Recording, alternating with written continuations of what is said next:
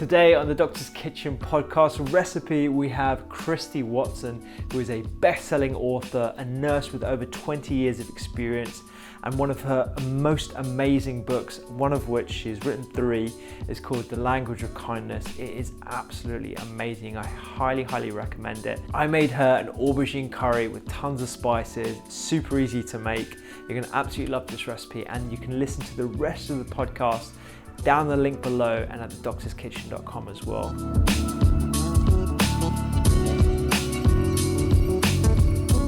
I'm a massissive fanboy. Oh, I'm your super fan. No, I don't think have a fan out. So I work in A&E at the moment, and I was chatting to some of the nurses, and they all love the book. They read it cover to cover, and I'm so in love with the book.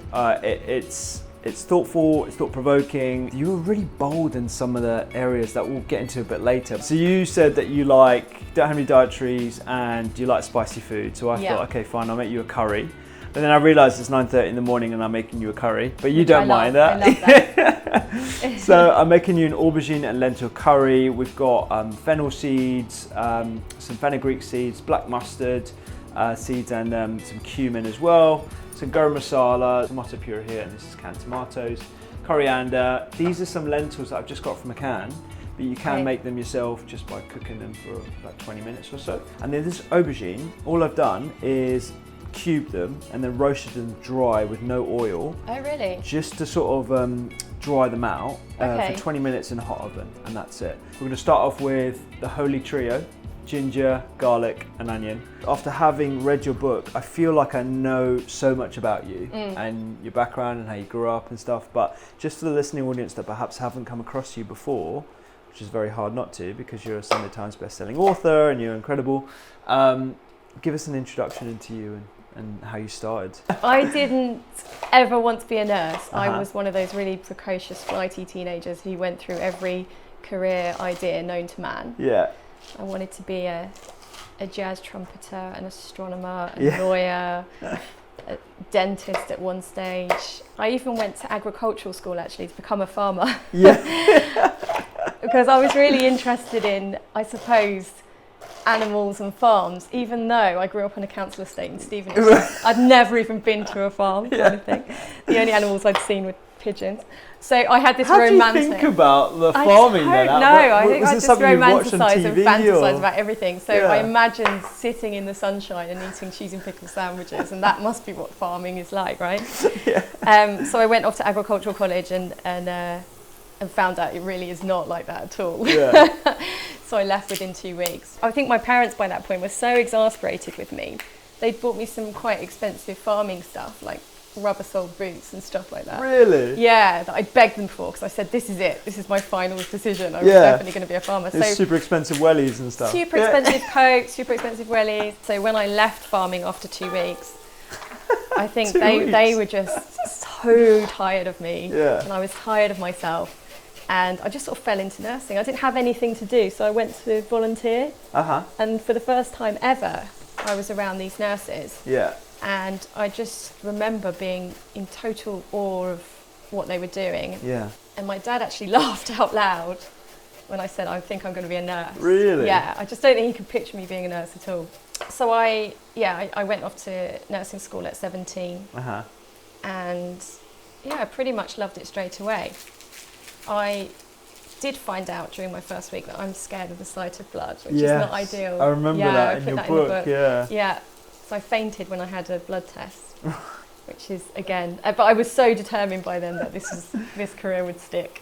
You were quite an activist when you were younger, right? You were vegetarian, I think, at one point. I was vegetarian. Veganism wasn't really in then, but I would have been vegan, no doubt. I suppose I was quite political. If there was a march, I'd be on it. Yeah, if there was something going on, then I always wore those badges. And I was quite an angry teenager, I suppose, about the world. Yeah. I mean, if I'd have been around now, I'd have been on every march. You'd be outside House of Parliament right now. Yeah, right? exactly. I'd be outside number 10 today. Nursing was really great because I could channel that activism into helping people. And so I've always read the kind of philosophical musings of doctors about what it means to be a doctor, but never thought, hang on a minute, I could do the same about nursing. And I went to the library to look what's out there, and there were shelves and shelves and a whole genre of medical fiction written by doctors celebrating what it means to be a doctor, but nothing by nurses, except Florence Nightingale's notes on nursing. So I was on maternity leave actually when I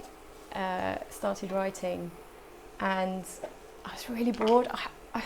I was so bored. I probably shouldn't say this because it's not something mothers should say, but I was so bored. And maybe it's because I'd been nursing my whole life, and I was a senior sister in paediatric intensive care. Absolutely, I was used to really, really busy long days, and my daughter just slept. And I remember taking There's so many mothers like, I wish my daughter oh was my asleep. God, She slept all the time. And the other thing is that you kind of fantasize, or at least I did, when you're on maternity leave, that there's going to be this whole gang of really cool mums that you're going to hang around with. And I just didn't know any or find them until much later. And so it was kind of just me and her, and I got really bored, fed the ducks one day and had a semi-frozen loaf of bread because I hadn't thawed out the bread.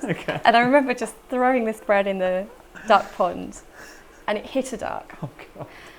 And I saw the duck's leg kind of move, and I didn't stay to see what happened because I thought, I've killed a duck, right? I need to go back to work, or I need to do something. This is how I got into writing, by killing a duck. So I went and did it. She must be scarred for life after she witnessed her mother kill a duck. She's vegan. Oh, okay, right. Okay, there you go. It explains a lot. Being a parent, being a nurse, exploring a new career, all simultaneously. How on earth did you keep up with all that kind of stuff? I look back and think I was working silly hours in all of the things. But I think that was probably the happiest year of my life when I was doing the MA, because I just loved everything I was doing so much, and I was passionate about it. And it just felt such a privilege to be able to not only find one job that I completely loved, but two jobs that I really loved, and then also to parent this great little girl. So it never felt like a hardship. It never felt like, oh gosh, I've got to go to work, the Sunday night blues. I've never had that, and I feel really blessed to be able to not have ever had that. But I think I went through a period of time where I was just facing, and I'm sure every NHS worker has gone through this, where I just faced complete burnout, where I lost affection for the job, and I kind of lost a bit of empathy. It's so tricky, isn't it? Because it's such a complicated issue, burnout, or compassion fatigue, or depression, whatever you want to call it. I do wonder whether burnout is just a term that we hide behind with language as medical professionals, because we don't want to say that we're depressed. And I think that's a bit problematic. But I certainly felt depressed, or burnt out, or compassion fatigue, whatever you want to call it. And that was partly because of the job and the pressures of the job and the longevity of it, because you do, after so many years, start absorbing everyone else's grief and trauma. If you work in A&E or critical care, you're absorbing some of the most significant moments of people's lives, and quite often they're horrific. And I spent a good, I suppose, couple of months feeling numb.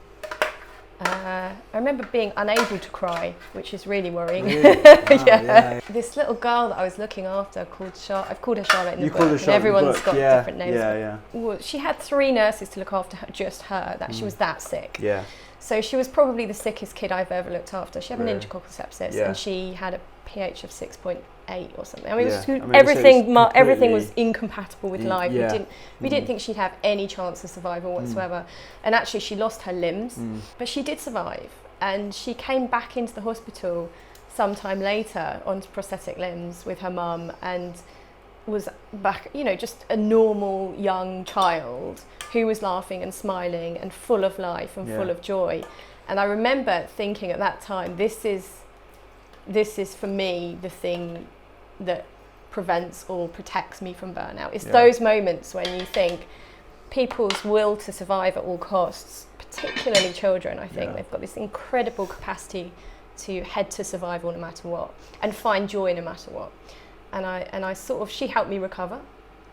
So that was quite a powerful thing. And that you always, I think, get the most from your patients. Whenever I'm asked about burnout or the job or the pressures of the job, it's never the patients that are the pressures of the job. It's the system, it's the organisation, it's the staffing, it's the politics.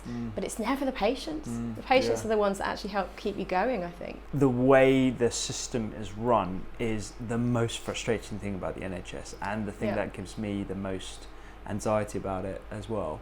And it's the threat to the survival. It's actually, we like to hide behind the fact that, we have an aging population, we have higher patient footfall, and yes, all those things are true, but purely if it was run a lot more efficiently, which it has the capacity to do so, we would be able to cope, I think. I'm really fortunate to be part of the Clinical Entrepreneurship Programme, which is run by Innovations, NHS Innovations with Professor Tony Young. We are given insight into the most entrepreneurial people in the NHS. We have a staff of over 1 million people, and there is so much ingenuity in that staff base, because these are people on the front line who know exactly what it's like to work in the system, have thought laterally about how it can be improved, and are actually doing things and coming up with innovation. So many people doing such great work despite all the pressures.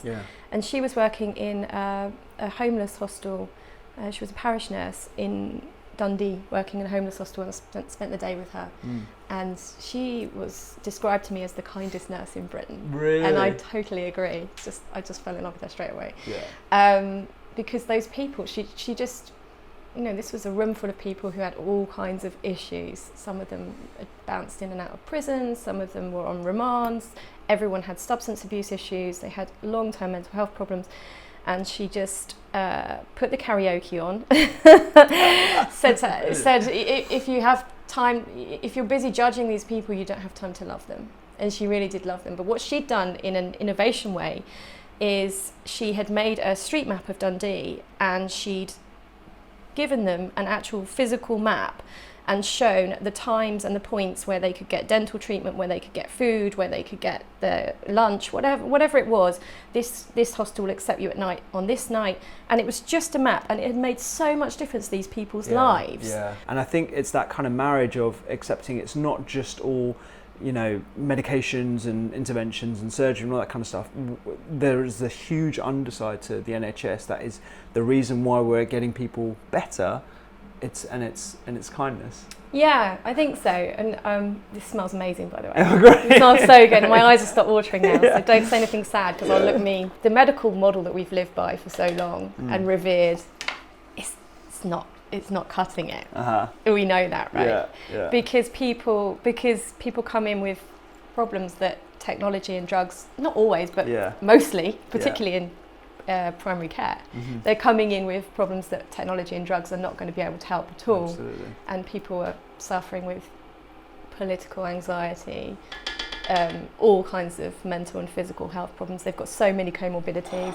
I think the National Health Service, somebody once described to me as, it's become the National Illness Service, but I disagree. I think it's the National Suffering Service now. Right. And how do you alleviate suffering? Well, you don't do it with medicine. Yeah. Well, not the traditional model of medicine that we've seen. Yeah. You do it with kindness, you do it with food, you do it with information, being able to make people understand their own problems and issues, and having the confidence to be able to do something about it. We need to redefine exactly what we mean by medicine. Because I think there's the assumption that when we say medicine, we mean drugs, we mean the hard sort of cold interventions, treatments, imaging, surgery, all that kind of stuff, whereas actually food, exercise, sleep, listening to someone, caring for them, touch. I mean, we talked about skin hunger in your book, which I think is a real interesting phenomena that we can improve people's blood pressure, heart rate variability, heart rate, just by giving them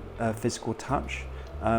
It's incredible, and I think we just need to be a lot more accepting of that. I've made you this curry. Okay, it's exciting. It's aubergine lentil curry with. I've just topped it off with some coriander. I think maybe you should be prescribed on the NHS, Rupy. Just outsourced. You're feeling a bit down. Just come round. Just come round. This is so good. Good. And I'm so glad. Thank you so much for watching this video. There's so many others for you to enjoy right here. Check out thedoctorskitchen.com, sign up to the newsletter where I give science-based recipes every single week. There's a podcast, there's 2 books, there's loads more content on social media, doctors_kitchen, and I hope to see you there.